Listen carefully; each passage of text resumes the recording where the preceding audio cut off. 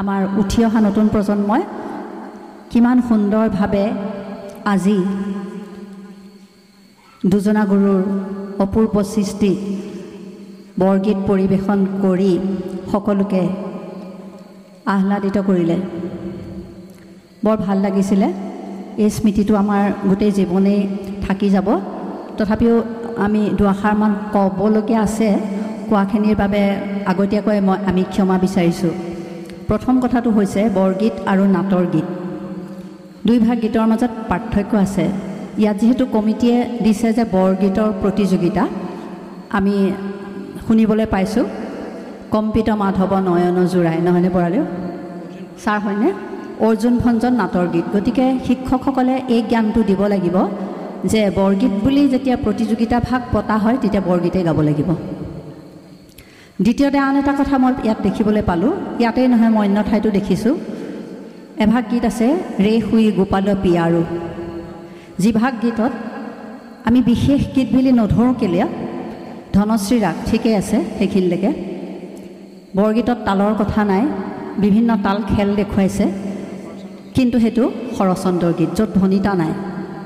গুৰুজনা ৰচিত গীত বুলি আমি গম পাইছোঁ তলৰ গীতকেইভাগৰ পৰা।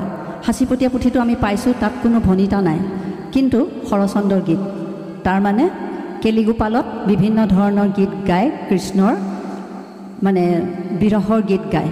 গোপাল পিয়াৰু ৰে শুই গোপাল পিয়াৰু গোটেই গীতভাগ আপোনালোকে এবাৰ যদি পঢ়ি চাই বা শুনিছে সেইভাগ গীত। মই ভাবোঁ বৰগীতৰ প্ৰতিযোগিতালৈ আহিলে এনেধৰণৰ গীত নিৰ্বাচন কৰিব নালাগে। আপোনালোকে কি ভাবে নাজানো। বৰগীত বুলিলে বৰগীত আমাৰ আছে।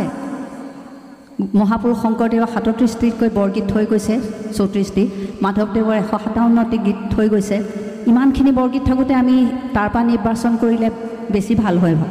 আন এটা কথা হৈছে সুন্দৰ পৰিৱেশন কৰিছে, তালৰ যিমান খেল দেখুৱাইছে আমাৰ কণ্ঠ সাধনাৰ দিশটো দুৰ্বল হৈ আছে। কণ্ঠ সাধনাৰ দিশত আমি হাৰি গৈছোঁ, যাৰ কাৰণে বৰগীতে এতিয়া ৰাষ্ট্ৰীয় পৰ্যায়ত এটা স্থান দখল কৰিব পৰাকৈ হোৱা নাই। স্কেলটো নিৰ্বাচন কৰিছে ঠিকেই, কিন্তু মানে খোলে দিছে এটা আৰু বাঁহীয়ে দেখুৱাইছে এটা, গাই কোনোবা ঠাইত আমি হেৰাই গৈছোঁ, আকৌ ঘূৰি আহিব নোৱাৰা হৈছোঁ। আৰু অলপ পৰিৱেশটো মানে যিটো আধ্যাত্মিক পৰিৱেশ শান্ত ধীৰ স্থিৰ কৰুণ, এই পৰিৱেশটোতকৈ বেছিভাগ প্ৰতিযোগীৰে মানে দেখা গ'ল এটা বিশৃংখল হুলস্থুল উচ্চ স্বৰত যেন খুব গালি বৰগীত হ'ব তেনেকুৱা দেখিলোঁ।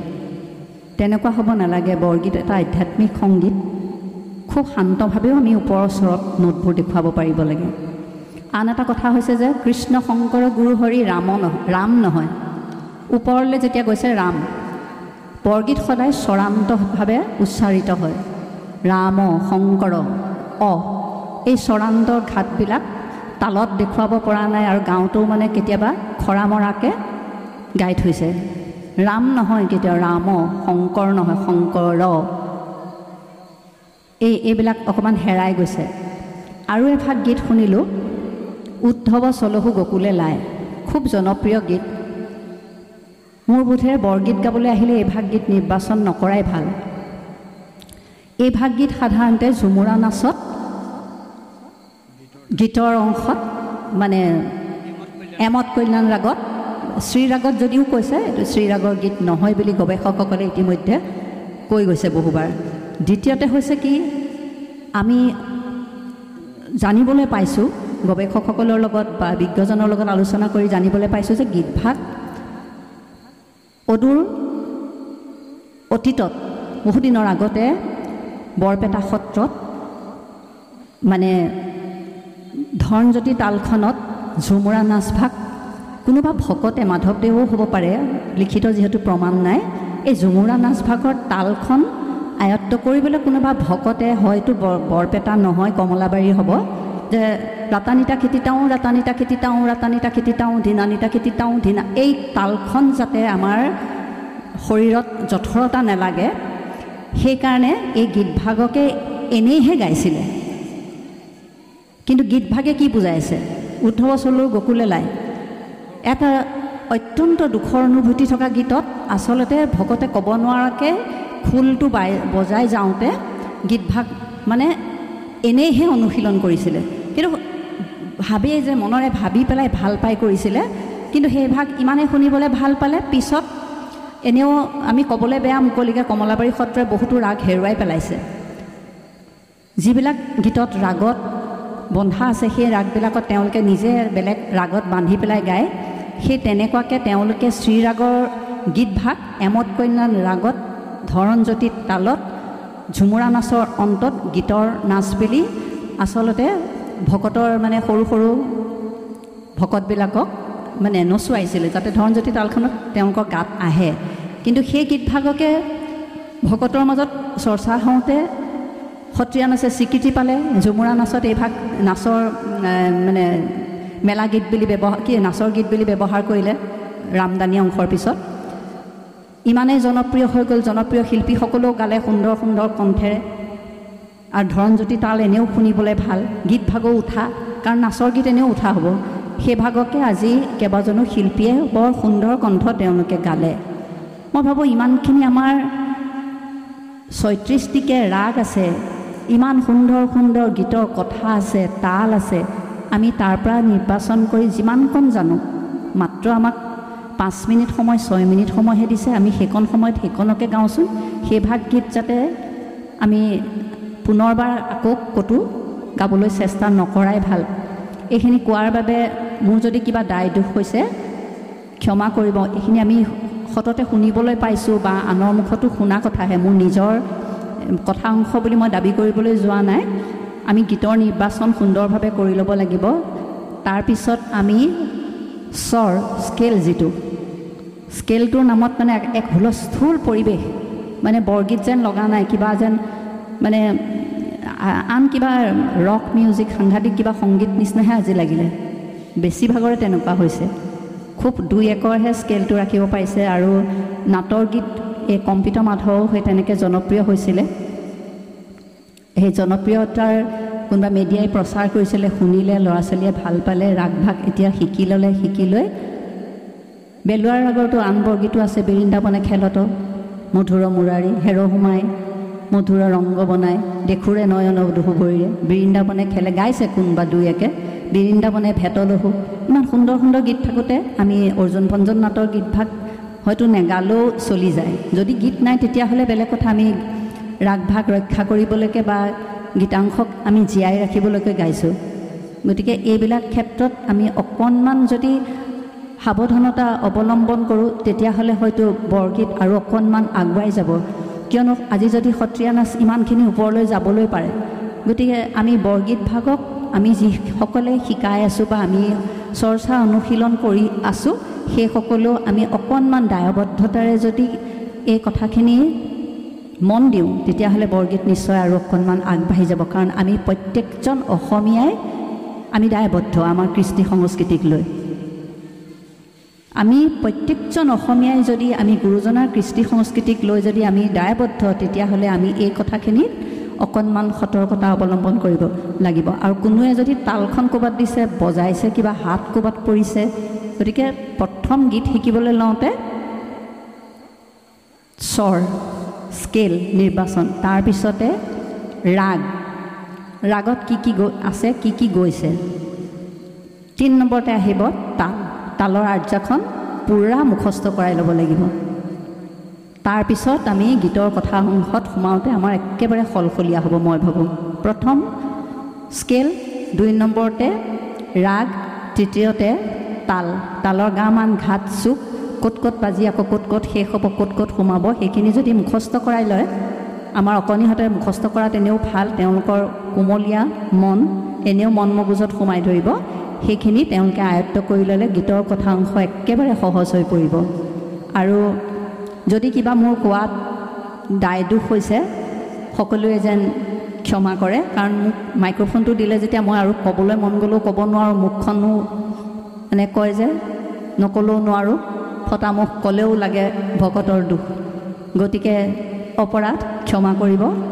কৃষ্ণ আঞ্চলিক শ্ৰী শ্ৰী শংকৰদেৱ কৃষ্টি বিকাশ সমিতিৰ উদ্যোগত যি সুদৰ অসম ভিত্তিত বৰগীত প্ৰতিযোগিতা ইতিমধ্যে সমাপ্ত হ'ল আৰু প্ৰতিযোগিতাৰ ফলাফল ঘোষণা কৰাত আমাক বিচাৰক হিচাপে দুআষাৰ মনৰ অনুভৱ ক'বৰ কাৰণে মাইক্ৰফোনটো আগবঢ়াই দিছে। সকলোজনলৈ পুনৰ সেৱা জনাই প্ৰতিযোগীসকল, যিসকল প্ৰতিযোগীয়ে ইয়াত প্ৰতিযোগিতাত অংশগ্ৰহণ কৰি এই অনুষ্ঠানৰ সুস্থ বৃদ্ধি কৰিলে, প্ৰত্যেকজন প্ৰতিযোগীলৈ আমি ধন্যবাদ জ্ঞাপন কৰিছোঁ।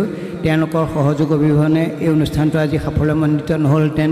ভালেই হওক বেয়াই হওক, পুৰস্কাৰ পাওক নাপাওক এইটো কথা লৈ নহয়, যে সোঁতৰ বিপৰীতে এই প্ৰতিযোগীসকলে আজি মঞ্চত বৰগীত গাইছে। সোঁতৰ বিপৰীতে বুলি এইকাৰণে কৈছোঁ যে আমাৰ যি যুৱ মানসিকতা, আমাৰ ল'ৰা ছোৱালী মোবাইলৰ পৰা আদি কৰি আমি যি শিক্ষাৰে শিক্ষিত হৈছোঁ বৰ্তমান, আমাৰ পাশ্চাত্য সংগীতৰ কথা বতৰা আচৰণ এইবোৰত আমি পাশ্চাত্য যি সংস্কৃতি, এই সংস্কৃতিলৈ আমাৰ মনবোৰ ধাৱমান হৈছে যুৱ মানসিকতা ছাত্ৰ ছাত্ৰীসকলৰ। কিন্তু এই অনুষ্ঠানটিয়ে বৰগীত প্ৰতিযোগিতা, কালিলৈ সত্ৰীয়া নাচৰ প্ৰতিযোগিতা হ'ব, সোঁতৰ বিপৰীতে বৰগীত প্ৰতিযোগিতা অংশগ্ৰহণ কৰি ভালেসংখ্যক প্ৰতিযোগীয়ে অংশগ্ৰহণ কৰি অনুষ্ঠানটোৰ সুস্থ বৃদ্ধি কৰিলে। ইতিমধ্যে মোৰ দুটা কথাত মোৰ অনুভৱ আছিলে প্ৰতিযোগীক ক'বলৈ, যি দুটা কথা ইতিমধ্যে আমাৰ অনুধৃতি বাইদেৱে আপোনালোকৰ আগত অৱগত কৰিলে। কৈছে যে মই পৰিৱেশন কৰিব লগা বৰগীতটি বেলোৱাৰ আগৰ বৰগীত, পৰিৱেশন কৰিব খোজা বৰগীতটি বেলোৱাৰ আগৰ ৰূপক তালত গাম, কিন্তু গীতটো গাইছে অৰ্জুন ভঞ্জন নাটৰ অংকীয়া গীত। গতিকে অকণি অকণি শিশুসকলে পৰিৱেশন কৰোঁতে তেওঁলোকেতো নিজে ভুল কৰা নাই, যি হয়তো তেওঁলোকক শিকোৱা দায়িত্ব লৈছে, তেওঁলোকে সেই যেনেধৰণে কৈছে তেনেধৰণে ইয়াত বক্তব্য মানে পৰিৱেশন কৰিছে। গতিকে ভৱিষ্যতলৈ সেইখিনি শুদ্ধ কৰি দিব। বৰগীত ঢেৰ আছে গাব পৰা। ঠিক তেনেকৈ চিৰিয়াগৰ যিটো গীত, সেইটো গীত ইতিমধ্যে আমি গাই কলেজত পঢ়ি থাকোঁতে ঢেৰ প্ৰথম পুৰস্কাৰ পালোঁ। কিন্তু কথা হ'ল পাছত আমাৰ এই বৰগীত সম্পৰ্কত যিসকল বিজ্ঞ লোক, সেই বিজ্ঞ লোকসকলৰ লগত আলোচনা কৰি বা আমাক দিয়া তেখেতসকলে যিখিনি উপদেশ, সেই উপদেশত এই বৰগীত ভাগ চিৰিয়াগৰ বৰগীত নহয়, এমত কল্যাণ ৰাগত ইতিমধ্যে কমলাবাৰী বা বৰপেটা সত্ৰই এনেধৰণে পৰিৱেশন কৰাৰ ফলত আৰু ই অতি জনপ্ৰিয় হোৱাৰ কাৰণে সকলোৱে আদৰি লয়। কিন্তু এই বৰগীতটি সেইটো সুৰত এমত কল্যাণ ৰাগত গাব নালাগে। শ্ৰীৰাগৰ নিৰ্দিষ্ট সুৰ আছে, সেই সেই সুৰত সেই ৰাগত এই বৰগীতটি গাব পাৰিব, একো অসুবিধা নাই। কিন্তু এই সুৰটোত যাতে গাব নালাগে, তাৰ কাৰণে মই কথাটো ক'ম বুলি ভাবি থকা কথাটো ইতিমধ্যে বাইদেৱে ক'লে, পুনৰাবৃত্তি নকৰোঁ। আমাক মাতি আনি আপোনালোকৰ আগত চিনাকি হ'বৰ কাৰণে এইকণ সুবিধা দিলে, সন্মান জনালে। আমি সিমানৰ মানুহ নহয়। আগতে কৈছোঁ যে গুৰুজনাৰ কৃষ্টি সংস্কৃতি আমি কি জানো, বৰগীতসমূহে আমাৰ এতিয়ালৈকে সকলো ৰাগেই আমাৰ আয়ত্তলৈ অহা নাই। গতিকে আমি বিচাৰ কৰিবলৈ আহিছোঁ এই অনুষ্ঠানৰ অনুৰোধ ৰক্ষা কৰি সাধ্যানুসাৰে আমি এইখিনি কৰিবলৈ যাওঁতে আমাৰ অজ্ঞাতে হোৱা দুখ ত্ৰুটিৰ বাবে মাৰ্জনা বিচাৰি ভৱিষ্যতে এই সোণালী জয়ন্তী এই অনুষ্ঠানৰ উত্তৰ কামনা কৰিছোঁ। শতবৰ্ষ গৰকক আৰু অনুষ্ঠানটি অতি সুন্দৰভাৱে আগবাঢ়ি যাওক। যি বিভিন্ন কাৰ্যসূচী হাতত লৈছে, সকলো অনুষ্ঠান যাতে সুচাৰুৰূপে সম্পন্ন হয় আৰু আপোনালোকৰ সকলোৰে সহযোগিতা আশা কৰি সকলোকে মই পুনৰ সেৱা জনাই মোৰ বক্তব্য সামৰণি মাৰিছোঁ। কৃষ্ণ। আমাৰ এই বাইদেৱে এটা কথা আগতে কৈ গ'ল যে আমি এই ব্ৰজাৱলী ভাষা কওঁতে, আমি আগতে ব্ৰজাৱলী ভাষা এই শিকাওঁতে আমাক এই শিক্ষকে যে কৈছিলে আকাৰান্ত, ইকাৰান্ত, ঐকাৰান্ত, উকাৰান্ত, এই মানে যিবোৰ শব্দ থাকে, এই শব্দবোৰ, এই আখৰবোৰ মানে শেষত লাগে। যেনেকৈ তেজৰে